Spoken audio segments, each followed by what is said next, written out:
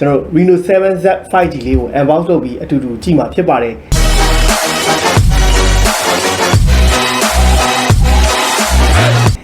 ဒီကောင်ရဲ့ကျွန်တော် spec တွေကတော့ Snapdragon 695 5G ကိုအသုံးပြုပေးထားပြီးတော့ကျွန်တော်အားလုံး display မှာလိုချင်တယ်ကျွန်တော် 6.4 inch AMOLED Full HD Plus display လေးပါဝင်လာပြီးတော့ကျွန်တော် 5G version လည်းဖြစ်တယ် RAM 8 128 version battery ကတော့ 4500 mAh နောက် 33W quick charging ပါတယ်လို့ပြောပါတယ်အဲ့တော့ကျွန်တော် လောစေတော့ဒီကောင်ရဲ့ test ကိုတော့ကျွန်တော်တို့နောက်နေ့မှာတက်လုပ်ပြီးမယ်လောစေဒီကောင်ရဲ့အသွင်မြင် design ကိုကျွန်တော်တို့အတူတူ show လိုက်ရအောင်ပါကြည့်လိုက်တော့ဒါကျွန်တော် OPPO Reno 7Z 5G version လေးပါဘာတွေပါတော့ဘူးထဲမှာကြည့်အောင်ဖတ်ကျွန်တော်တို့ထုံးတဲ့တိုင်းတော့ကျွန်တော်တို့0.9 လောက်ရှိရဲ့ silicon ပါပါမယ်နောက် sin injector ပါပါမယ်အဲ့တော့ဒီမဲ့ဟလာကျွန်တော် design တင်ပြီးအရန်မိုက်ပါတယ်တော့ကျွန်တော်ဒီမဲ့တစ်ချက်သူ့ရဲ့ design ရှုလိုက် Reno 7Z 5G bokeh flare portrait ဆိုတာကျွန်တော်နောက်မှအလင်းရောင်ရှိရင်ရိုက်လို့ရပါတော့ Snapdragon 695 SoC 33W quick charging ပါမယ်4500 mAh battery နောက် 8GB ကိုမှကျွန်တော် memory extension 5GB ရတယ်ဆိုတော့ 30GB အနေနဲ့သုံးလို့ရမယ်နောက် tab set ဒီကျွန်တော် tab set 36 mat ဒီ fluency certification ဆိုတာကဒီ certification ရဖို့အတွက်ဖုန်းတွေကို test အမျိုး900တော့အမျိုး900လောက်ရှိတဲ့ test မျိုးစုံလုပ်ပြီးတော့မှ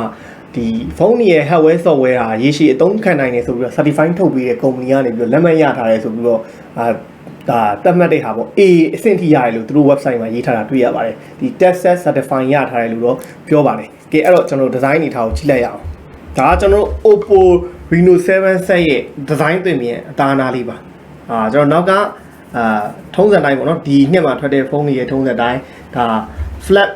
ကပါပေါ့နော်ဒါဒီကောင်ကသူ့ရဲ့ texture ကို3 layer နဲ့လုပ်ထားတယ်ဆိုပြီးတော့သူတို့ညွှန်းထားပါတယ်ဒီကောင် rainbow color အရန်မိုက်ပါတယ်ကျွန်တော်ဒီမှာကြည့်လိုက်ပါအရန်စောင်းလိုက်တရားဟလာဒီမယ်တော့နီအောင်ထဲမှာတရားနော်အရန်လှတယ်ဒီအရောင်ကနောက်ကင်မရာကတော့64 megapixel main camera ရဲ့သူကဒီ2 megapixel depth sensor ရဲ့ဒီဘက်ကတော့ macro travel camera setup အနေနဲ့လာပါတယ်နောက် AI portrait flare ဆိုပြီးတော့ကျွန်တော်ဒါဒီ background မှာမီးရဲ့အလင်းရောင်ရှင်ရိုက်လို့ရတဲ့အနေထားကိုပြပါတယ်နောက်ဒီအထူက 7.55mm ရှိတယ်လို့သူကဆိုထားတာဖြစ်ပါတယ်နောက် speaker ကတော့ကျွန်တော်တို့mono speaker ပဲဖြစ်ဖို့များပါတယ်အဲ့ဒါတော့ကျွန်တော်စမ်းကြည့်မယ်ပေါ့ display ကဒီမဲ့ pan show display လေးနဲ့လာပါတယ်နောက် screen size ကဗျာ 6.48 ဆိုတော့ဒါလက်ထဲမှာလာကျွန်တော်တို့တော်တော်ဘယ်လိုပြောမလို့ကင်လို့ချစ်ချစ်လေးလေးနဲ့ကင်လို့ရတဲ့အနေထားနောက်ဒီ flap frame ကလည်း flat frame လို့ပဲပြောလို့ရပါတော့အရင်ကျွန်တော် 3D cap အရင်ကလို့ကျွန်တော်ဒီဘောင်တွေကခုံးထားတာကိုမတွေ့ရဘူးပေါ့နော်နောက်ကျွန်တော် sync cap ကတော့နှစ်ကတ်ထည့်လို့ရတယ်တကယ်လို့ sync cap နှစ်ကတ်ထည့်မယ်ဆိုရင်တော့ memory cap size လို့မရဘူး sync cap တစ်ကတ် memory cap နဲ့ပဲရတယ်ပေါ့အရင် design တင်ပြီးမိုက်ပါတယ်တော်တော်ကြီးမိုက်ပါတယ်เนาะကျွန်တော်ဒီမှာကြည့်လိုက်ပါเนาะဒါသူ့ရဲ့ design ပြင်တင်ပြီးလေးတစ်ချက်ကြည့်ပေးပါเนาะကျွန်တော်တော်တော်မိုက်ပါတယ်ကဲတော့ဖွင့်ကြည့်လိုက်အောင်နောက်ရှေ့က selfie camera တော့16 megapixel selfie camera လို့ပြောပါတယ်ကဲဟုတ်ပြီ let's go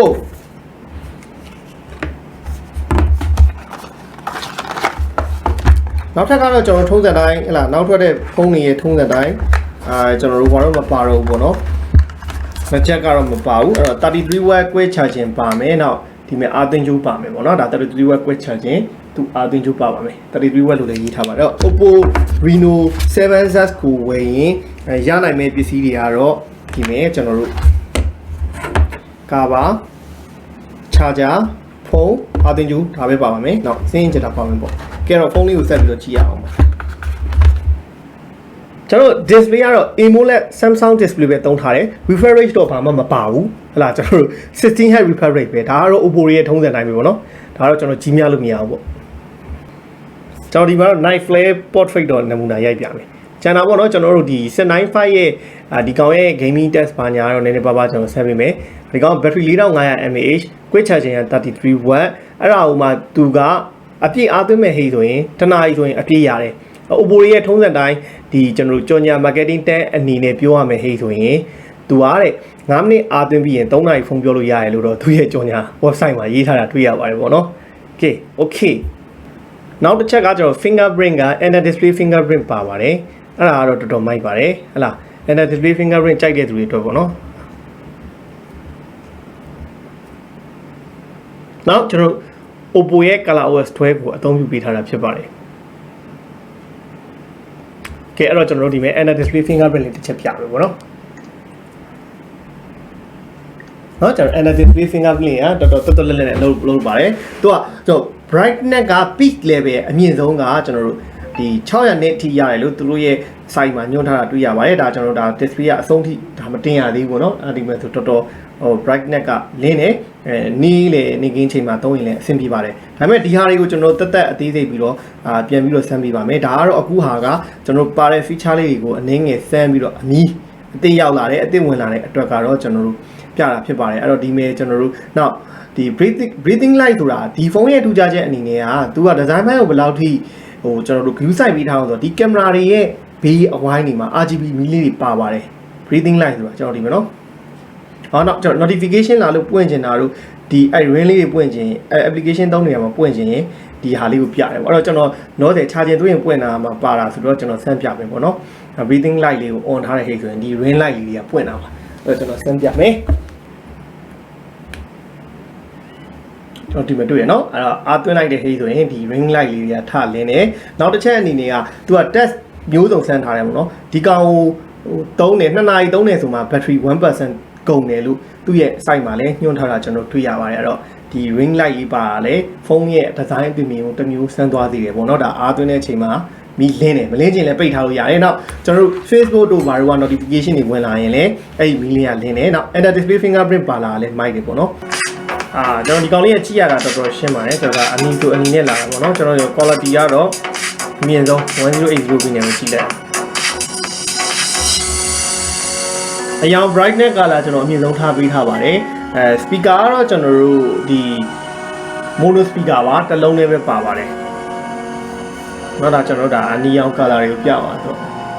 အရောင်ရုပ်ထွက် color accuracy ကတော့မဆိုးပါဘူးကျွန်တော်ကောင်းတဲ့အထဲမှာပါပါတယ်ကျွန်တော် viewing angle လေးအများကြီးရပါတော့ဒီလို sound ကြည့်ရဟိဆိုရင်တော့ကျွန်တော်ကူပြနေချင်းကျွန်တော်ဘေးလိုက်ကြည့်ရအနေထားမှာတော့ color တွေကကောင်းမှန်ပါတယ်ဒါအနီရောင်ပေါ့ဒီအနီရောင်ပြီးရင်အစိမ်းရောင်ကြည့်အောင်ဒါအစိမ်း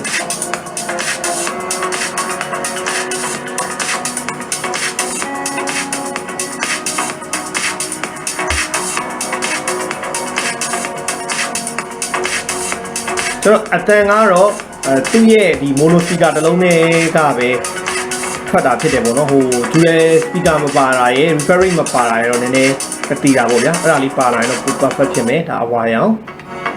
ဒီ yellow color လေးတစ်ချက်ကြည့်လိုက်ပါ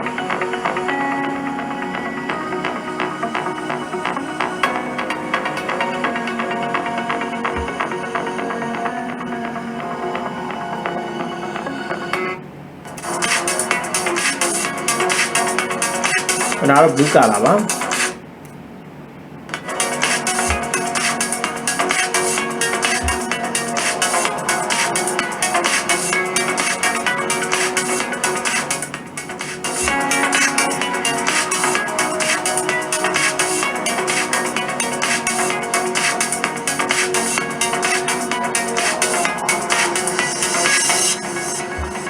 အဲ့တော့ကျွန်တော်တို့မြင်တွေ့ခဲ့ရတာတော့ OPPO Reno 7Z 5G လေးရဲ့ရုပ်ထွက်တဲ့ color ကိုမြင်ခဲ့ရတာဖြစ်ပါတယ်အဲ့တော့ကျွန်တော်တို့ speaker အနေနဲ့အပြစ်ပြောစရာရှိတာက dual speaker ဖြစ်မလာတာတခုပဲအပြစ်ပြောစရာရှိပါတယ်သူ mono speaker ကဒီနားထောင်လို့အဆင်ပြေတယ်ဆိုတဲ့ဒီမှာပါတဲ့ speaker တစ်လုံးဖြစ်တယ် display ကလည်း color accuracy ကောင်းတယ် brightness ကလည်းအားလုံးမြင်တဲ့အတိုင်းပဲစူတောက်ရှင်းပဲလားကျွန်တော်တို့မြင်တွေ့ခဲ့ရဖြစ်ပါတယ်သုံးထားရလဲသူ Samsung AMOLED ပဲသုံးထားတာ camera ကတော့ကျွန်တော်တို့အကျန်းနမူနာဆန်းပေးလိုက်ပါမယ်တော့အရင်ဆုံးသူမှကျွန်တော် dual video ပါတယ်ဗျာထုံးစံတိုင်းဒါက dual video အားလုံးသိတယ်ကျွန်တော် camera ရှေ့ camera နောက် camera ဖြိုင်ရိုက်တာ selfie camera ရဲ့ဒါက dual video ပါတယ်ပြီးရင်ကျွန်တော်တို့ဒီရှေ့ camera တော့လုံးဝ 580 ရတယ်နောက်ဒီ camera ကိုကျွန်တော် frame ကိုဘယ်လိုထားချင်တော့ကျွန်တော် round လေးနဲ့ပေါ်ချင်တာလား rectangle နဲ့ပေါ်ချင်တာလားဒါစိတ်ကြိုက်ကျွန်တော်ပြင်လို့ရတယ်ဒါ dual video ကတော့ကျွန်တော်တို့ကြည့်နေကြသူတွေထွေထူးပြောစရာမလိုဘူးနောက်ကျွန်တော်တို့ slow mo ရိုက်လို့ရမယ်ပြီးရင် touch scanner macro shot လေးတစ်ချက်လောက်ဆန်းကြည့်အောင်ကဲ camera ဝင် macro shot လေးဆန်းကြည့်အောင် ကျွန်တော် processing time တော့မကြာဘူးညာเนาะကျွန်တော်ဒါ macro shot လေးရိုက်လိုက်တာအဲတော့ camera ကို macro shot ရိုက်ထားတာပါเนาะမစိုးပါဘူး photo ကကျွန်တော် AI feature ပါတော့ AI feature ဖွင့်ရရင်ရတယ်ဗျ AI feature နဲ့တပုံလောက်ရိုက်လိုက်အောင်ကျွန်တော်ဒီ photo processing image processing မြင်ပါတယ်เนาะအဲကျွန်တော်ဒါသူရဲ့ဓာတ်ပုံပေါ့နော်ဒါတော့နမူနာရေးရိုက်ပြလိုက်မယ်เนาะနမူနာရိုက်ပြလိုက်မယ်ဟေးဆိုတော့ဟောဆိုကျွန်တော်တက်ဒီဓာတ်ပုံနဲ့ဟိုဟာနဲ့ကိုတိချာတက်ပြန်ဆန်းပေးပါမယ်နောက်ကျွန်တော်ဒီပဲ64 megapixel ပါတယ်ဗျအဲ့ဟာလေးလည်းတစ်ချက် try ကြည့်အောင် processing time ဘယ်လောက်ကြာအောင်ကြည့်လို့ရအောင်เนาะ64 megapixel နဲ့ရိုက်ပါပါဒါမိုက်တယ်ညံ့နေတော့ကျွန်တော် image processing time မြန်နေဒါကြောင့်64 megapixel နဲ့ရိုက်ထားတဲ့ပုံလေးပါမစိုးဘူးဗျမစိုးဘူးရုပ်ထွက်နောက် detail ရတဲ့64 megapixel detail ကလည်းတော်တော်ကြီးကျန်တယ်လို့ပြောလို့ရတယ်เนาะကျွန်တော်ဒီဒါ64 megapixel နဲ့ရိုက်ထားတဲ့ပုံလေးပါမဆိုးပါဘူးโอเคဗီဒီယိုကတော့ကျွန်တော်တို့ 4K မရပါဘူး 1080p ပဲရပါပါဒါ Snapdragon 695တွေကတတိထားမျိုးပါ Snapdragon 695သုံးထားတဲ့အလုံးတွေအားလုံးဒီ 1080p ပဲရတယ်အဲ့တော့ရှေ့ကင်မရာမှာဆိုလဲ 1080p ရတယ်ဒါပေမဲ့ OPPO မှာတစ်ချက်ထူးခြားတာဒီကျွန်တော်တို့ဒီ selfie camera မှာnight camera selfie feature တွေပါတယ်နောက်ပြီးရင်ဒီ portrait မှာဒီ selfie portrait မှာ filter တွေအများကြီးကျွန်တော်ထည့်လိုက်လို့ရတယ်ဟုတ်လား bokeh flare လို့ပါလို့ဆိုတာနောက်မှမီးအောင်ရှင်ရိုက်ခဲ့တာပေါ့နော်အထူးတလဲချင်းညာဒီ AI color portrait ဆိုတာကျွန်တော်တို့ဟိုဘာလို့ရှေ့ဟိုနောက်က background ကအဖြူကြီးဖြစ်တာ Reno 4မှာလားအဲ့ဒီမှာချင်းညာတော့တာနော် bokeh flare portrait ဆိုတာဒီမီးအောင်နေရှိတဲ့အနေထားမှာရိုက်ဒီ filter တွေကဒီမဲ့ကျွန်တော်အများကြီးနောက် AI color portrait ဆိုတာဗျာလူက color နဲ့ဖြစ်မယ်နောက်ကအဖြူမဲနဲ့ဖြစ်မယ်ပေါ့နော်ဒါကတော့ OPPO ရဲ့ feature ဆုံးတယ်ပေါ့နော်ဒါသူ့ရဲ့16 megapixel ကလည်း OPPO သုံးတဲ့သူတိုင်းသိမှာပါနော် OPPO သုံးတဲ့သူတိုင်းဆိုတာဒီ OPPO ရဲ့ selfie ကဘယ်လောက်လုပ်ဖြစ်လဲဆိုတာကျွန်တော်တို့ပြောစရာမလိုဘူးเนาะအဓိကကျွန်တော်တို့ပြောချင်တာ Reno 7Z 5G လေးကတော့ဟိုအသစ်ထွက်လာပြီဒီဇိုင်းနဲ့မိုက်တယ်နောက်အားလုံးဟိုလိုချင်ကြတယ်ပေါ့နော်ဒီ9သိန်းဝန်းကျင်မှာဆို Underdisplay fingerprint ပါတဲ့ဖုန်းကလည်းကတ်ချာကိုအဲ့တော့မှန်ပြင်ပေါ်မှာfingerprint ပါခြင်းနဲ့ဖုန်းနောက်ဒီဇိုင်းလှနောက်က back cover လေးကလည်းလှလမ်းနဲ့ဖုန်းတစ်လုံးရှာနေရင်တော့ OPPO Reno 7Z 5G လေးရှိတယ်လို့ပြောရင်းနဲ့ကျွန်တော်တို့ဒီနေ့ unboxing ကိုဒီမှာပဲညီကုန်းချုပ်ပါတယ်အားလုံးဘိုင်ပါ